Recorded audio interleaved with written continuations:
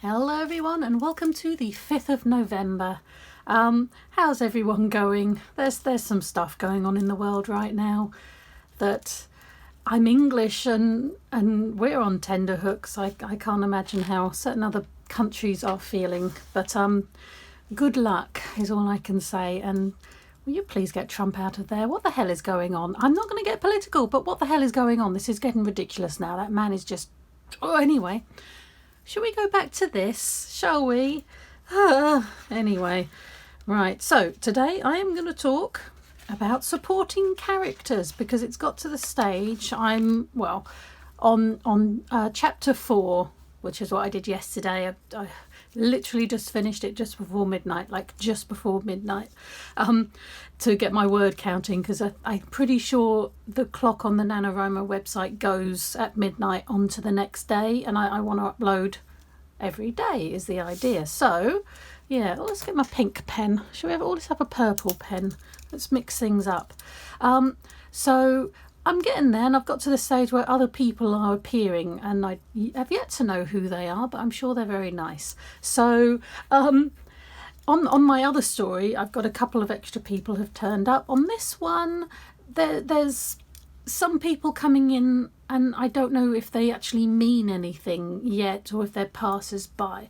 This is the thing. I'm being attacked by hares now. Supporting characters. Let's call it that. Again, never know if I'm spelling things right. Supporting characters. So they are either passing, like a MacGuffin kind of thing that gives us an insight. They're just passing people that our characters' comments about or how they make them feel gives us an idea into the character's psyche, into who our character is. But they in themselves are not necessarily, they're not going to be in the plot, they're not part of it, or they help the plot along in that way. They support the character, or they get in the character's way, or whatever it is, giving them something to get over and move past. So that is something to start thinking about. If you're doing it the way I'm doing it, I'm aiming for my 2,000 words every day. That's pretty much a chapter's worth, and it's helping me sort of keep, a chapter beginning, kind of middle, kind of end for each chapter. It helps me think, okay, I've finished this part of the book now. The next one, if I stopped mid-chapter, I'd be, well, where was I going with this? So it's a good way to do it for me anyway, especially seeing I've got these two characters at the moment and each chapter is going from one to the other. Right now, Ellie is on the train on her way to the haunted house to meet Hadley, and she's umming and ahhing, and she was calling people human. They're humans, as in she is not. She sees herself as somewhat other than, and she'd been wandering around sort of watching them like they're a zoo exhibit or something. But she's on this train and there's only this other older woman on the train, and she started thinking of her as oh I called her a woman kind of thing, as in, is she starting to come back out of herself because she's got this thing to do, is the idea. Whether this woman is just on a train at the moment, I don't know. But moving on, they're going to come together, and I'm imagining they're going to ask other people on the street. It is a street where Hadley used to live. We don't know where Ellie used to live. Neither do I yet. I'll figure it out.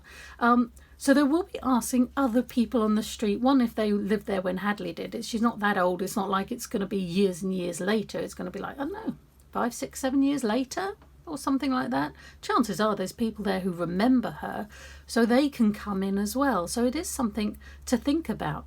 So the question is, how do they help? How do they help you, as the writer, move the story along? How do they help your characters? What are they doing for the plot? This is the thing. If you can cut them out of your book, what was the point of having them in the book? Everything, this is how I feel anyway. They have to do something, even if it's a person that just gives us, as I said before, an insight into our character's mind. That still helps.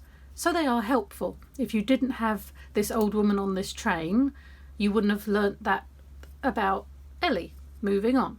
So that's always a thing to think about. And doing NaNoWriMo, you introduce things and then later on you think, oh, that was pointless. So it doesn't really matter right now, but having a mind to actually editing this and getting it how you want, and they don't advise you to go back, but hey, it's your nano book, you do what you want to. So it's an interesting thing to think about. Why is this person here? What are they doing for me as the writer? How are they helping me tell my story moving forward? Are they going to have a big part? Are they just going to be in there to sort of give information kind of thing? A good bit of exposition. That's another one to talk about. How to get exposition across without it being... It's like in a movie when there's like a room of scientists and they've all obviously been working together for months, if not years, and they all know what project they're on, but us as the viewer, we don't know. So the main scientist stands up and goes, today we are going to be cloning this miniature copy of Isabel to make a real Isabel, and that is our purpose here. And they're all going, yeah, mate, we know, we talked about this earlier in the meeting, what's wrong with you? That kind of thing. It's silly. So it's trying to get information across. A supporting character can be useful for that. For Hadley, she hasn't been there for a while, so asking, oh, where did Mr. Bob go? He used to live in that house next to you. Oh, he has left. It is this person now. That's passable. So it's something to think about. How are we going to use our supporting characters? How are they going to come into this? Because right now I've just got the two characters.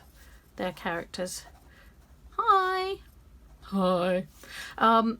And how are we going to get them to kind of move us along? Because both of these they're living outside of society. They're not part of it all. So it would be good for other humans, other people, to come in and sort of bring them back in. I still don't quite know what's happening. I'll put the story at the end as normal. If you'd like to read it, you are more than welcome. But there has to be more, intrigue, more things going on, more things getting in their way, more things giving them that push, that help, that strive to whatever our ending is going to be. Still have no idea, but we'll figure it out. So our supporting characters, are they just here to show us more about our characters, or are we going to have characters that are characters in themselves, useful to the plot, needed, unedited, editable, outable, if that's even a word? But that's what I'm thinking of right now, because I think tomorrow it will be Hadley being there and her journey and them coming together. So whether there's any other characters in tomorrow's chapter, it may be the chapter after, but it is something to start thinking about. The overarching story begins now. We have 30 days, that's 30 chapters if you're doing it this way. So it is beginning, we're kind of like here, aren't we? So if you think like the story, the crescendo, the quiet, the finish, there's loads of different ways of writing plots, but it's something to think about, where we are and where we want to be and how we want to kind of end.